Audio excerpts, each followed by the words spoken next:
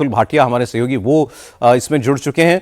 ये मतलब ये डॉक्टर्स जो थे, इनके पीछे यहां पर इनको ब्रेन वॉश करने वाला, इनको ये इस आतंकी घटना के लिए प्रेरित करने वाला, सब कुछ जानकारी देने वाला वो एक मौलवी था, और पीछे से ये सब जुड़े हुए थे जैश ए मोहम्मद से।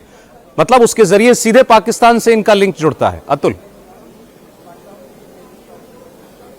देखो सौरभ, देखिए, अगर मिड अक्टूबर में ये पोस्टर जो जैश के पोस्टर्स लगे थे, अगर ये पुलिस को इनकी भनक नहीं लगती या पुलिस इस पे सख्ती से काम नहीं करती, तो शायद इस पूरे मॉड्यूल का खुलासा भी नहीं होता। तो अगर, क्योंकि जैश ए मोहम्मद के ये पोस्टर्स थे और उसके अंदर जो हमारी सुरक्षा एजेंसी है और जो पुलिस है जे एंड के पुलिस, उनको टारगेट करने की बात कही गई थी, और जब इसकी इन्वेस्टिगेशन जे एंड के पुलिस करती है तब इस मौलवी का नाम सामने आता है, जो कि इरफान अहमद जो जिसका नाम था। जब इरफान अहमद को पुलिस उठाती है, उससे सख्ती से पूछताछ करती है, तब इस पूरी जो डॉक्टर चौकड़ी है, जो अल फलाह यूनिवर्सिटी फरीदाबाद के अंदर, उसका पूरा खुलासा होता है। उसके बाद ये तमाम रेड जो है वो फरीदाबाद के अंदर की गई।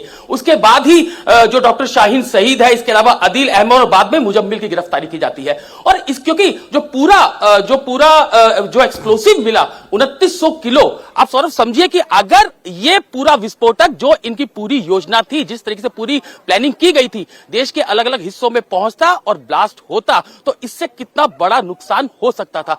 यही जो है वो सुरक्षा एजेंसियां और जो खुफिया एजेंसियां वो लगातार कह रही हैं कि जो पूरा नेटवर्क तोड़ने की कोशिश चल रही थी, हो चुका था। 95% काम जो है वो पूरा हो चुका था। एक बड़ी रिकवरी दिल्ली के पास से हुई थी, फरीदाबाद, क्योंकि फरीदाबाद उनका कहीं भी जो इन टेररिस्ट का टारगेट नहीं था। निश्चित रूप से दिल्ली, यूपी और देश के अन्य राज्य जो है वो इनके टारगेट पर थे, लेकिन ये पूरा एक्सप्लोसिव पकड़ा गया। लेकिन डॉक्टर उमर मोहम्मद वो लगातार फरार चल रहा था। कल हमने देखा कि जे एंड के पुलिस का एक ट्वीट भी आया था कि आप कब तक भागोगे, बकायदा 6:10 पे ये ट्वीट किया गया, और 6:52 पर ब्लास्ट जो है वो लाल किले में होता है। तो पूरा जो लगातार ये नेटवर्क पूरा पुलिस खंगाल रही थी, खुफिया एजेंसियां लगातार इस पर काम कर रही थी। डॉक्टर उमर को पकड़ने के लिए लगातार कोशिशें की जा रही थी। डॉक्टर उमर का लुकआउट नोटिस भी जो है वो सुरक्षा एजेंसी ने जारी कर दिया था, लेकिन वो लाल किले तक पहुंचने में जो है वो पहुंच जाता है। लेकिन जो पूरा ब्लास्ट करने की जो प्लानिंग थी उसमें वो सक्सेस नहीं होता। एकाएक ब्लास्ट होता है, जैसा कि दिल्ली पुलिस कमिश्नर ने भी बताया कि चलती गाड़ी, जो क्योंकि काफी ट्रैफिक था, चलती गाड़ी के अंदर ये ब्लास्ट होता है, और उसमें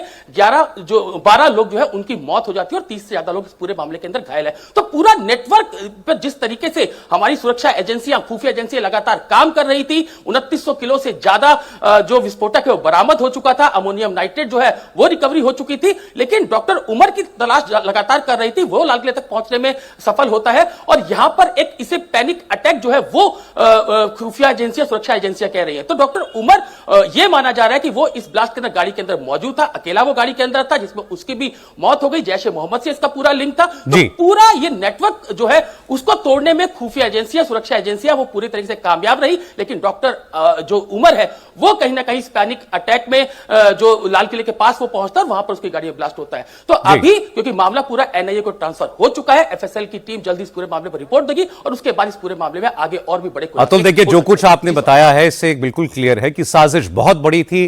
केवल दिल्ली नहीं, देश के और बहुत कई हिस्से, कई राज्य इनके निशाने पर थे। और दूसरा, इस साजिश के साथ साथ तैयारी भी इनकी बहुत बड़ी थी। इसका क्रेडिट हमारी सिक्योरिटी एजेंसीज को जाएगा। दिल्ली में जो हुआ उसका अफसोस, उसका दुख हम सबके दिल में हमेशा रहेगा। लेकिन आप अगर ये सोचें कि कितनी बड़ी तैयारी और मकसद से ये लोग ये सारी साजिश कर रहे थे, तो फिर तो एक बहुत बड़ा हादसा हमारी सुरक्षा एजेंसियों के अलर्टनेस की वजह से टला है। बहुत शुक्रिया।